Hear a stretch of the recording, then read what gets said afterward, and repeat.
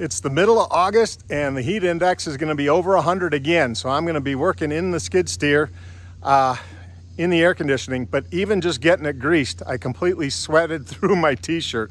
It is brutal out here. So the house side is progressing even though it's really hot. I just use that fan to stay cool, and I keep stacking up more and more branches behind me. Today I'm just going to do a little bit of grading in here for erosion control. We got some big storms coming next week. So what I'm going to do is I'm just going to terrace across the lot using my tilt attachment to put in some pitch in here. And I'll just, do multiple passes. I'm not going to take out any trees today. It's way too hot to use the chainsaw.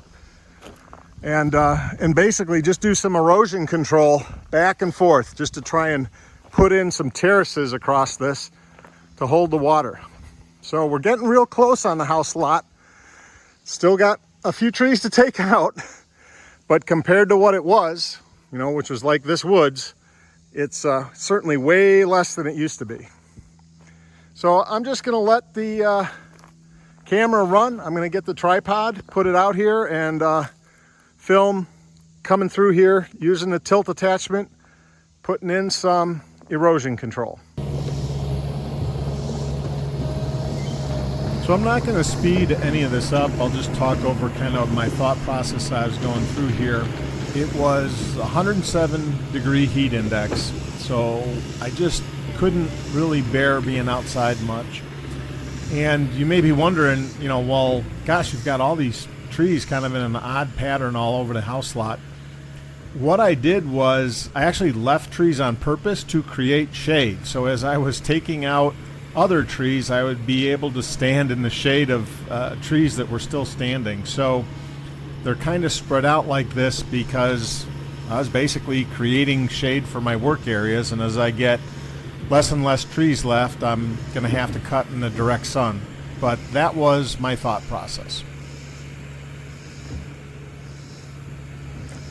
So all I'm trying to do here is just go back and forth and just get some slope taken out of this. It slopes. The camera on the right hand side is top of the hill, to the left is down the hill. The camera is level to give you some idea of the degree of slope. So I'm just trying to get the terraces across this so that the water doesn't get much momentum as it goes downhill, because that's really the big thing with erosion control. Water's always going to flow downhill, but you want to try and make it flow slowly and don't give it much of a chance to gain much momentum, meaning long straight runs where it can continue to accelerate.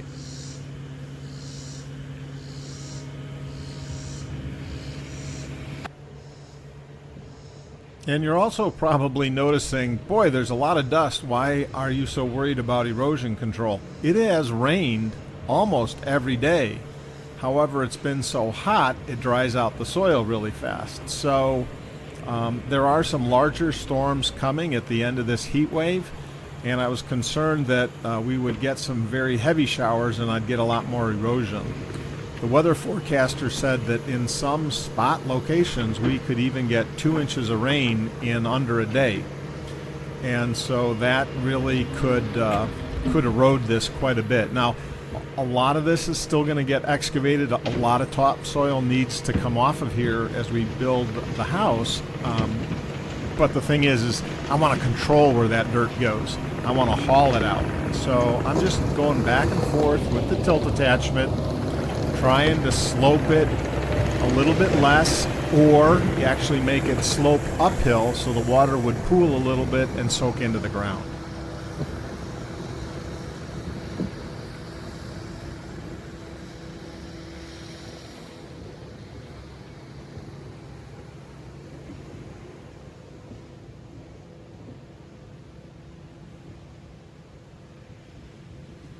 As you see the skid steer kind of disappear in the background, I hope that kind of gives you an idea of the slope.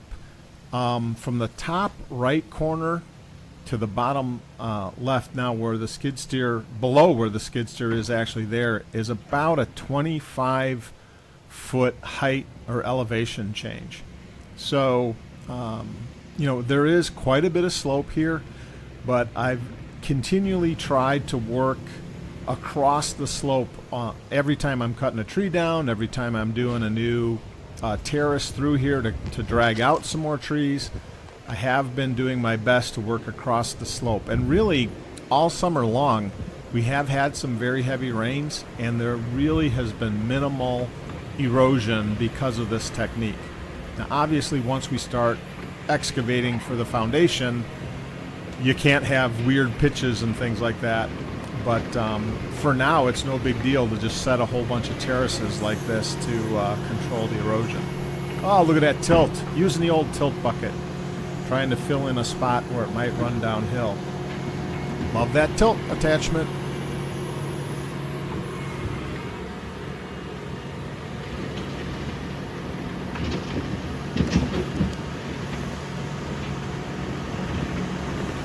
If you're wondering what the yellow stakes are too, they're prominent features of the outline of the house, either maybe where a patio ends or where a stair landing is, so they're kind of spread out around in some key places. My wife and I were just measuring to get a general idea where things would be.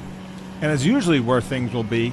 The one place you set the tree where I'm not going to bother to move that, it won't be in the way, it's in the way.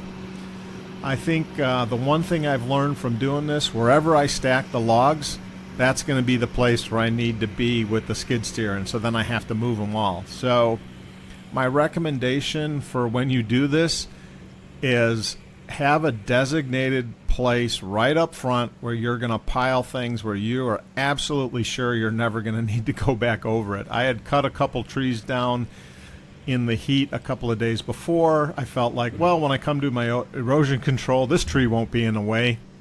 Yeah, it was. That was exactly where I wanted to cut a terrace through, of course. So if you can afford the space on your property, kind of have a designated debris parking space and make it way bigger than you think you'll need, because it will probably fill up faster than you want.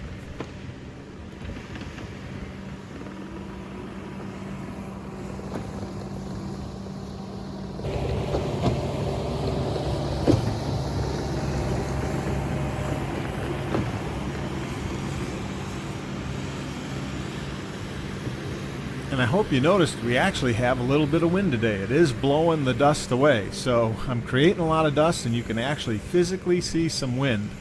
We're probably about halfway up the ridge, so we're probably about 100 feet higher than the low point of the valley.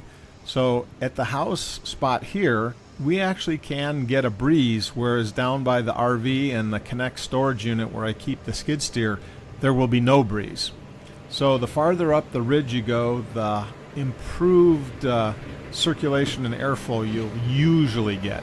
But there are plenty of times there's no airflow at the house site also. But this time I think you can see with the dust a little bit, it's blowing across here and there. The trees, are moving. So we're getting a little bit of airflow.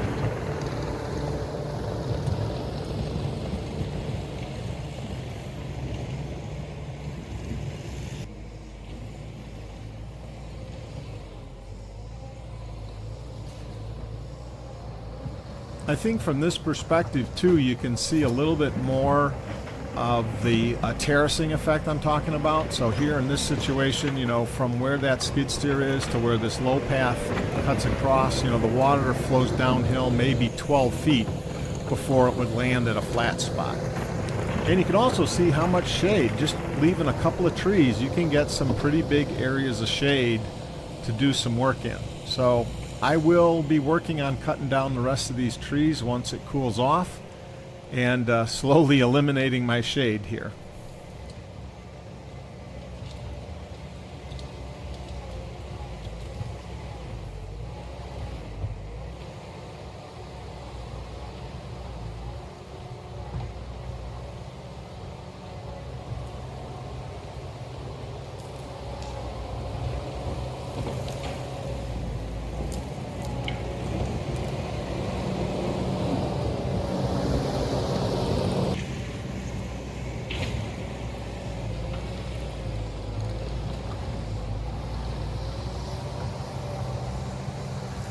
I think the total elapsed time, taking out all the stuff that I erased from the video, but I think I worked about an hour and a half going back and forth across here, just to give you some idea how much work you can get done.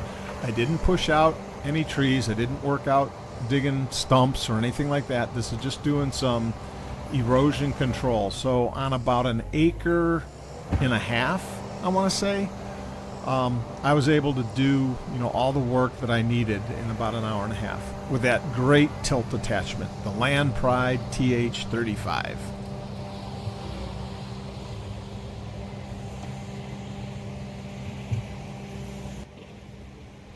Now, one thing you'll see me do here with the tilt attachment is actually tilt it the wrong way briefly.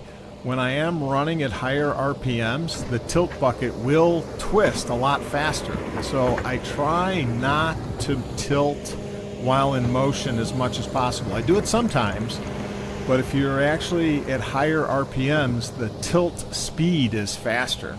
So if I'm doing something where I need a very subtle tilt change, I will actually lower the RPMs on the machine, set the tilt to what I want, and then either increase the RPMs with the knob or I'll press on the foot pedal. I still haven't really adjusted to using the foot pedal as my accelerator. I don't know why. I think it's partially because of how I brace my feet inside the cab due to the slopes, that putting my foot on the pedal just doesn't feel as steady or secure. I know some of the more experienced operators have mentioned, keep it at mid RPMs and use the foot control when you need the extra horsepower, but I just haven't quite made that adjustment. But I have noticed much better fuel consumption when you do it that way. So meaning, you're not running at top RPMs when you don't need to, so then you're burning less fuel during those slow periods. So definitely something to keep in mind. But boy, I love that tilt attachment.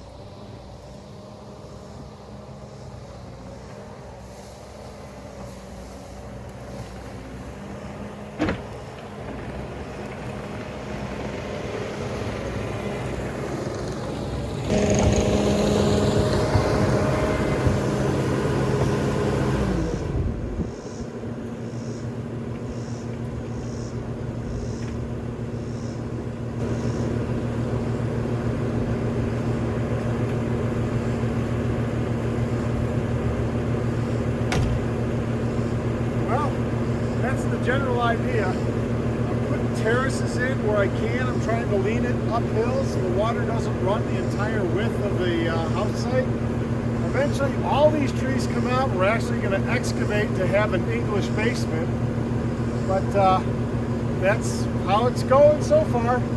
I'll do an update in another couple of weeks once more of the trees are gone, and maybe we'll even start on the basement excavation. Thanks for watching.